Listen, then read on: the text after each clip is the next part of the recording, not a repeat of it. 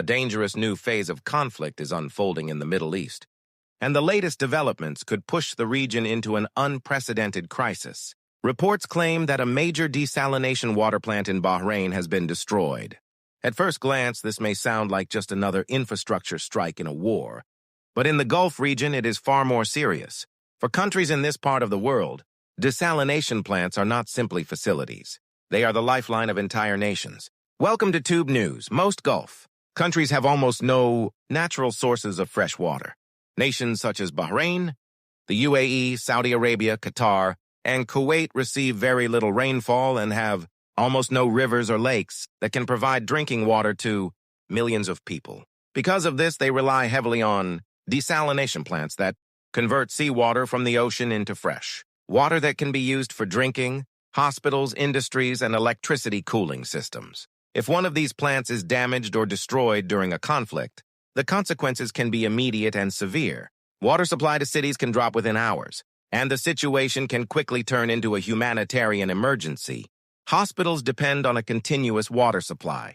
Industries require it to operate, and millions of households rely on it every single day. Without desalinated water, life in many Gulf cities would become nearly impossible. According to regional data, around 90% of Qatar's drinking water comes from desalination. Oman depends on it for roughly 86% of its water needs. Saudi Arabia relies on it for nearly 70%, while the UAE gets more than 40% of its drinking water through the same process. Saudi Arabia alone has invested more than $80 billion into desalination infrastructure, highlighting just how critical these systems are to the survival of Gulf economies and populations. In Bahrain, the situation is even more fragile.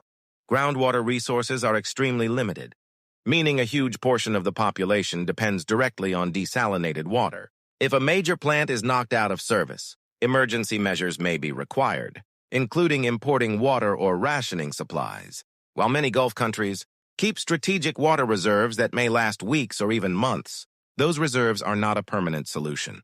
If repairs take too long, a full-scale water crisis could emerge. This development also signals how modern warfare is changing. Instead of only targeting military sites, critical infrastructure such as energy facilities, oil refineries, and now water systems are becoming key targets. Analysts warn that if attacks on desalination plants spread across the region, the consequences would go far beyond the battlefield. Investors could panic, energy markets could spike, and the economic stability of the Gulf could face serious pressure. Oil prices are already reacting to the rising tension. Some analysts warn that if the conflict continues to